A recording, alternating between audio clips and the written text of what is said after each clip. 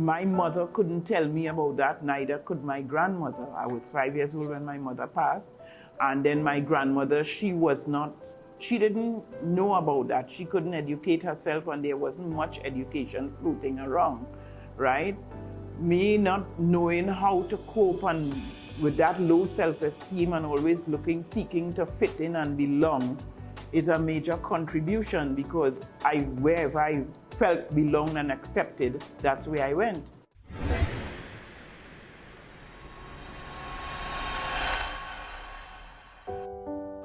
Welcome to Dependency TV. Reality TV at its best. Where every life is a biography. The cost of addiction is huge, but the health of your body and mind is equally important. On this web edition of Dependency TV, we explore topics related to substance abuse as well as other general health concerns of so many of our citizens. We're proud to have support from the Ministry of Health for this 12-part series covering topics ranging from mental health to NCDs, from cancers to drug treatment. I'm Garth Sinclair. And I'm Natasha Nunez, and we're your hosts for the groundbreaking series Dependency TV. Today on Dependency, we explore the topic of substance abuse from the perspective of a recovering addict, a remarkable woman who's dedicating her life to helping others through her own drug treatment center for women. We will also hear from an expert from the National Alcohol and Drug Abuse Prevention Program, NADAPP, about the need to treat addiction as a public health issue in Trinidad and Tobago.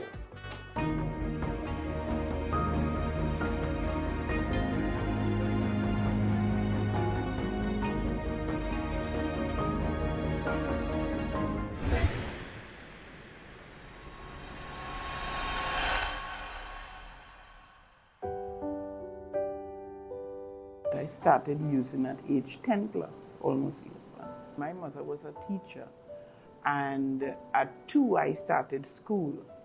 I had an absentee father. He was an alcoholic unknown to him, and my mother carried the family. We were very poor, but my mother, her job managed to hold the household, the entire household. Myself and 2 siblings and my grandmother. And I was the last of the 3 who was always seeking approval, always wanted to belong, to fit in, because my mother's motto or value system was about education. And therefore she didn't have or didn't know about caring for the children otherwise. It means showing them love and, saying I love you and, that kind of thing. Our household wasn't about that. It was all about when we come home from school, do homework, and that's all we knew. We weren't even allowed to play. And maybe in the last one, my brothers was more highly motivated in terms of doing anything. So they would do a lot of things and blame me, and I was the one always trying to find the love from my mother. I would come under her, and even though she would push me away, I would still go close to her, trying to, to fit in, to feel to belong, Had been physically, verbally, and sexually abused. And so therefore, I had no self-esteem. I didn't know how to stand up for myself. I never knew how to say no. I always was the child who would hide in the corner, who would pull away and stuff like that. And so it was easy for me. And then my mother, they had a motto, and my grandmother, friends carry you and they don't bring you back. So I was never allowed to have friends, so when anybody spoke to me when I was outside, I was happy. I was glad to gravitate, to get somebody to talk to me, to say, Beverly, hello, good morning, that kind of thing. So I felt great. I felt belonged when somebody would speak to me. And besides that, my mother died when I was 5 years old, so my grandmother took over, and it was easy when a neighbor's daughter called me and told me that come and go with her. And this time my grandmother used to, like I said, licks. It was licks in school, and my mother did that, my grandmother did that. And so when I when she called me and told me, come, I hear you just get licks, come and go with me, it was easy for me. It was easy for me to go with her because I felt accepted. So I went with her, and going with her, she took me to this abandoned house where they had a circle of men smoking marijuana in Chillum. And they just invited us to sit in the circle with their legs crossed. At that time, probably it wasn't important that children or seen as a problem smoking marijuana. So we joined them, and I was taught how to smoke marijuana in a children. And I was just 10 plus at that time. I went on for 25 plus years. There my life, took a different turn because school wasn't no longer much important. But I had to go to school because my grandmother ensured that I go. I failed my common entrance twice, and she never allowed me to forget. She beat me for a whole year. Every time she remembered that I failed, because she said, I sent you to school, to learn, and you're only all over the place and you wouldn't learn your work. And every time she remembered, whether it's 2 o'clock in the morning, whether it's, in the day, every time she remembered, she would beat me. And I got fed up with the licks. I couldn't take the licks all the time, but I had no choice because I had nowhere to go. So every chance I got, I would run away and go with the girl and smoke the marijuana, and then I started drinking alcohol and I started smoking cigarettes and you name it, I was doing it, and then I got involved in snorting cocaine and, I just went on and on and on. And in school, during my teenage years in school, it was the same. I was still trying to fit in, trying to find, seek approval, trying to get friends. And the friends that I would attract would be the ones who doing the wrong things, who breaking leash, who not going to school, who being the delinquent, who making mischief in the class. And those were the ones who attracted me most. And when I was with them, they would give me all the set me up to do the wrong things, I would be going home from school and they all will give me their bags and books to tote and they would be walking in front. But I did it because I felt belong, And I continued like that. And when I was 17, I dropped out of school because it didn't make sense for me anymore. I ran away from my grandmother because I couldn't handle the licks. The same friend introduced me to a domestic, to get a domestic job because I wasn't in school anymore.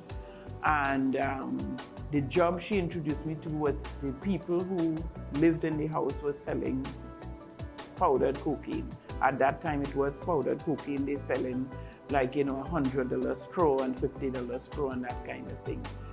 And but I wasn't fully aware of what they were doing because they hired me to clean and cook and wash and take care of the kids and stuff like that. And so I did that and did it very well. And one day they had to go out, but I was always paying attention because there was a lot of traffic, people up and down, And so when I saw what was happening, one day they were going out and they said, if they showed me what to do to sell the powdered cocaine in the stores, how to do it. And I did it. They gave me a vial of cocaine to sell. And when they got back and they saw how much money that I made, they were so happy that they gave me a full-time job. So now I was pushing drugs. And then I had one son, then I had another son, different fathers, and my life was just promiscuous and helter-skelter, you name it.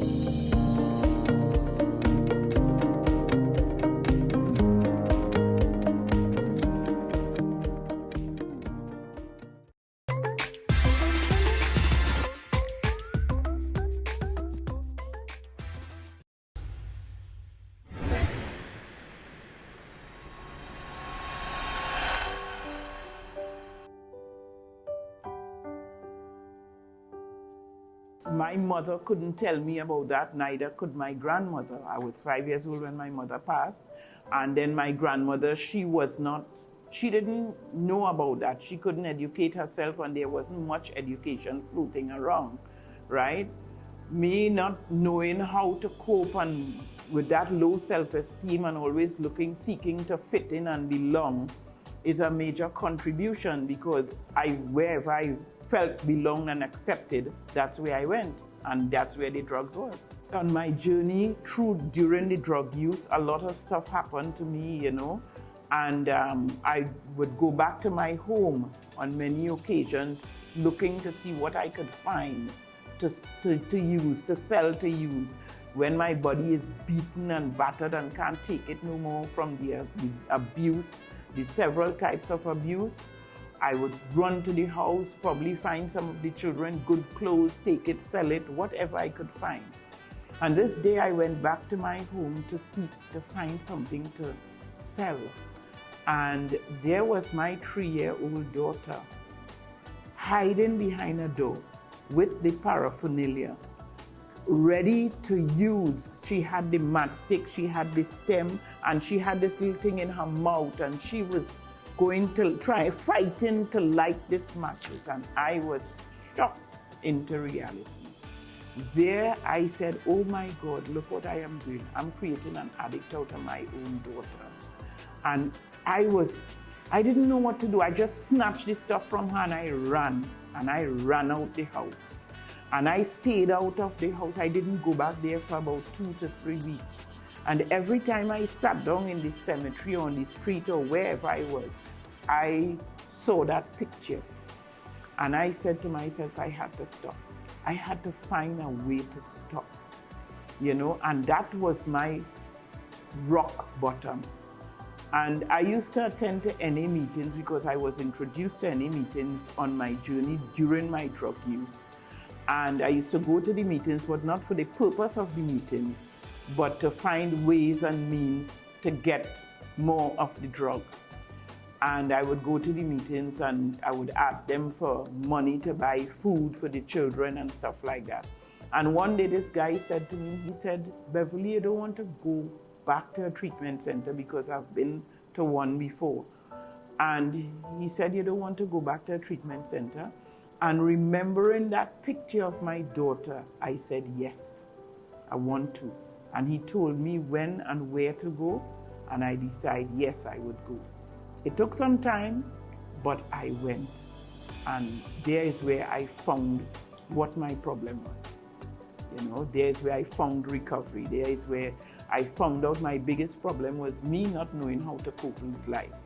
With no self-esteem, I found out all the issues that contributed to my drug use.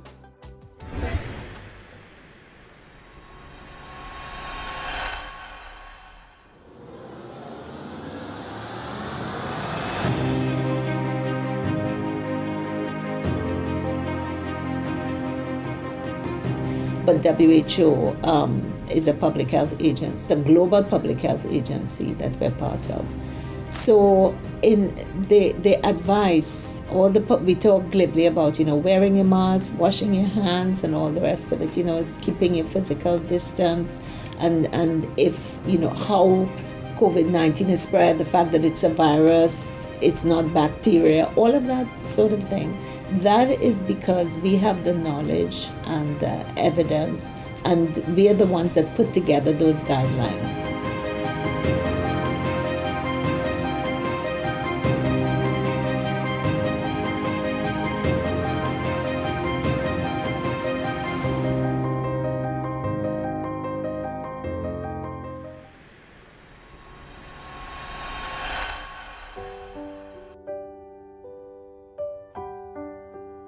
Staying in recovery for me wasn't as hard in that I made that firm decision that I needed a different life. I didn't want to go back to that life. And when I remember my daughter and all the abuse and the different types of rape that happened to me, and I found peace in not using, I didn't want to go back. It was challenging for my family, my children, because they didn't understand at the time. And my sons were very angry with me. They said I caused their pain, I caused their life's dysfunction, But today, they are at a better place, at a better understanding, and they are trying to pull their lives back together. Most of my family today understand, to some extent. However, I still have a brother who keeps me at arm's length, who still feel at some point I will go back to use. And that is because of his lack of education about addiction and all of that, But my family struggled with me a lot during my drug use because they didn't understand, so they distanced themselves. Today, we are reunited somewhat.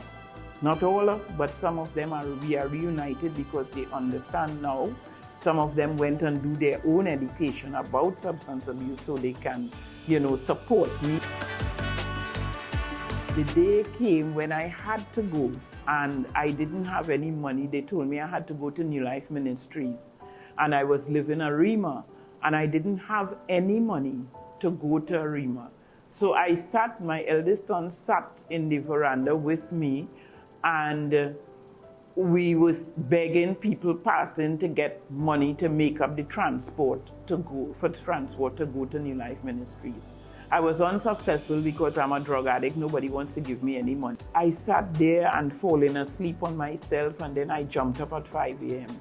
and I said, I have to do this. And so I rummaged through my pile of dirty clothes and find the cleanest out of the dirtiest, get some water, splash it on my skin, and I jumped in the clothes and I started walking. And I said I had to find my way. And I walked from Arima to New Life Ministries. And when I got there, I was looking terrible and smelling terrible.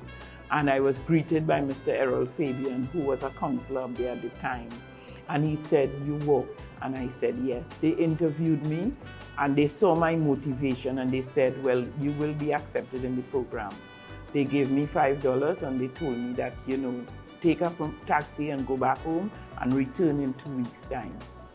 And when the 2 weeks' time passed and I had to go, I decided I wasn't going again because I had no one to take care of my children. And my sister-in-law somehow found out that I was going, and she said, she came, and I told her I didn't want to go, and she asked me why, and I said, simply because I have nobody to take care of the kids. And she said, take care of the kids, but you're not doing that right now. The kids are left alone, you sleep on the street, you sleep all about in the cemetery. We know, we don't come and find out, but we know what is happening. And so why are you not going? You get an opportunity. And that picture of my daughter returned. And I decided that I am going to go. And I left with her and I started walking down the road and I didn't look back, and that's where I went and I got to New Life Ministries, to save my life.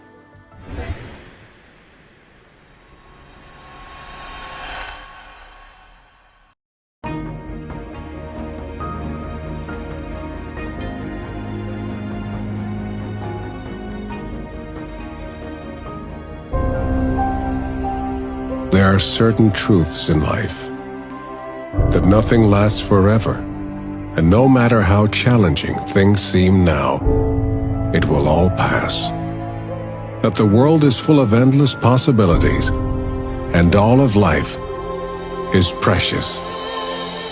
But we are all connected on this beautiful earth we share together, and everyone needs someone to be there for us when it matters most. No matter who we are or where we're from, one way, one world. Live easy with Guardian Group.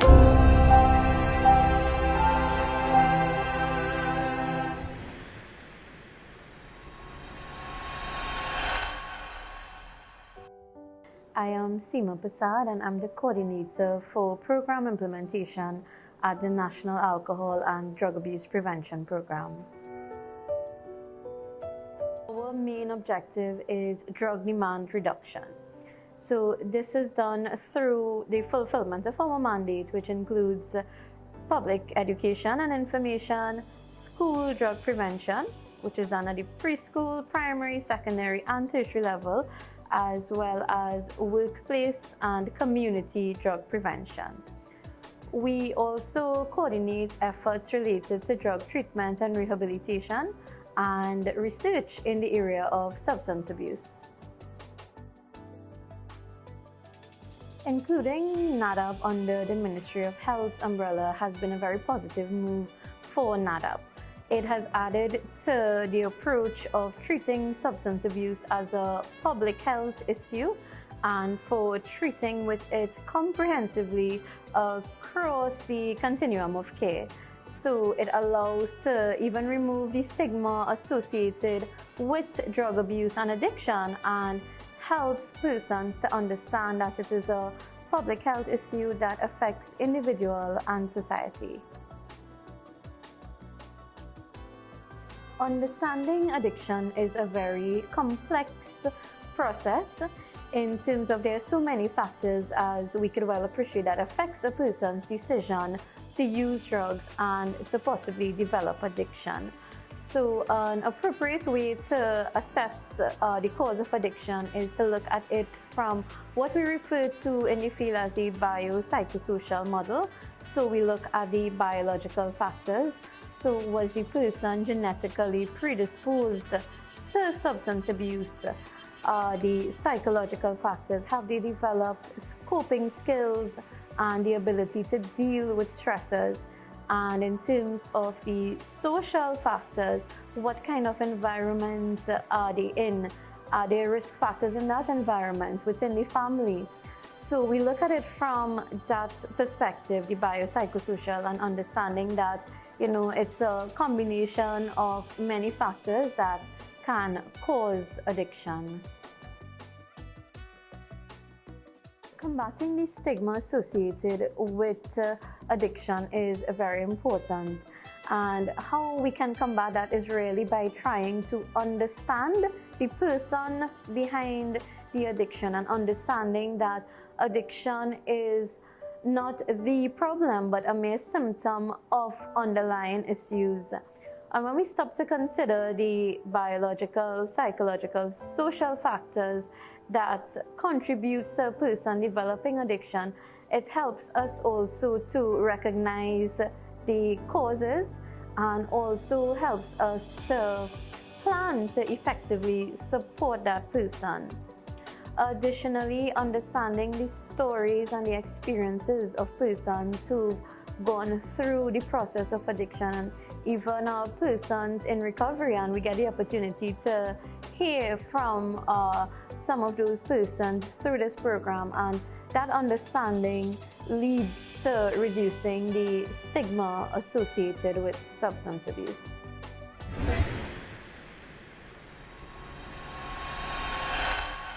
Agricola Credit Union Cooperative Society Limited introduces its new and improved mortgage loan package from as low as 5% per annum. Home renovation, purchasing a home, constructing a home. Come to your credit union today. Speak to our friendly and courteous staff. See your dreams come true. All lending criteria apply. Check us at our head office, 20 Phillips Street, Port of Spain. Arima branch office, Pro Queen Street, Arima. Tobago office, Plymouth Road, Scarborough, Tobago. And our Marabella office, Pamela's Mall, Marabella. Agricola Credit Union, your very own, working for you.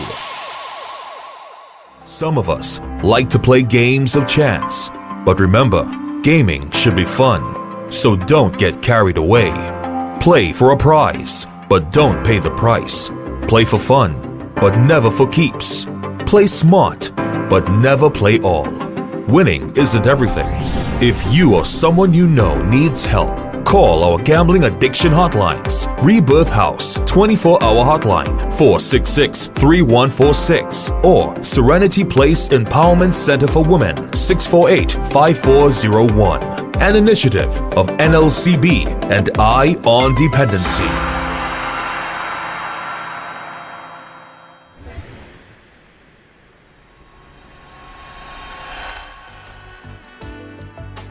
it's very important for us to recognize that there are a lot of support services available locally through our government services and through our non-governmental organizations as well. So what someone who wants to seek support for a loved one who needs treatment and rehabilitation services can do is to contact our agency, NADAPP. You can reach us at 627-3506, and one of our representatives will be happy to help refer you to an appropriate treatment center. It's important for us to understand the circumstances and the particular details of the issue for us to make a referral for you.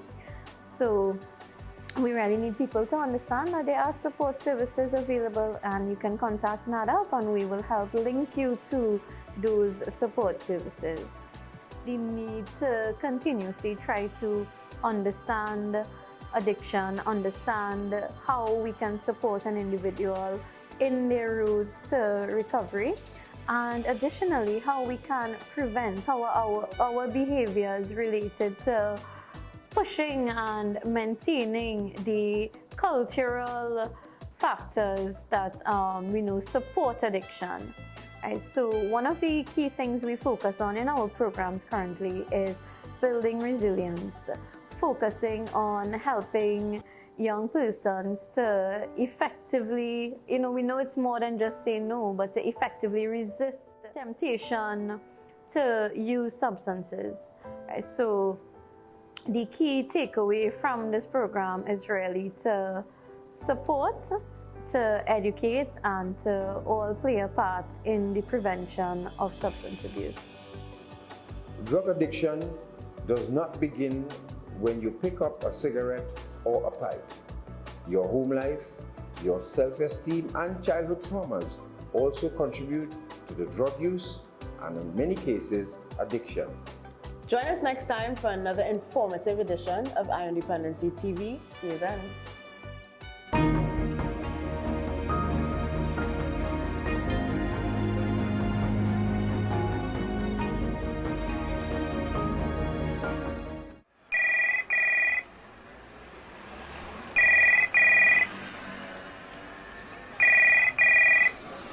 Hello. Hi, this is Patricia Kent from HMP London. Can I speak to Miss Sheila, please? This is Miss Sheila. Hi, I've got an important call for you. Please hold the line. Mommy, it's Sherry. Oh God, Sherry, we looking for you all the time. 3 weeks now. Where you going? Mommy, I'm calling to tell you I get locked up. I had drugs in my luggage and I'm in England right now. In jail. Oh God, Sherry, what? What you do? How you reach there? Oh God, how we gonna go? Oh God, Mommy, don't cry, don't cry, don't cry. It'll be alright. Sorry, I'm sorry. Eye on Dependency. Reality radio at its best every Sunday from 6:15 to 8 p.m. on I 95.5 FM. Don't miss it.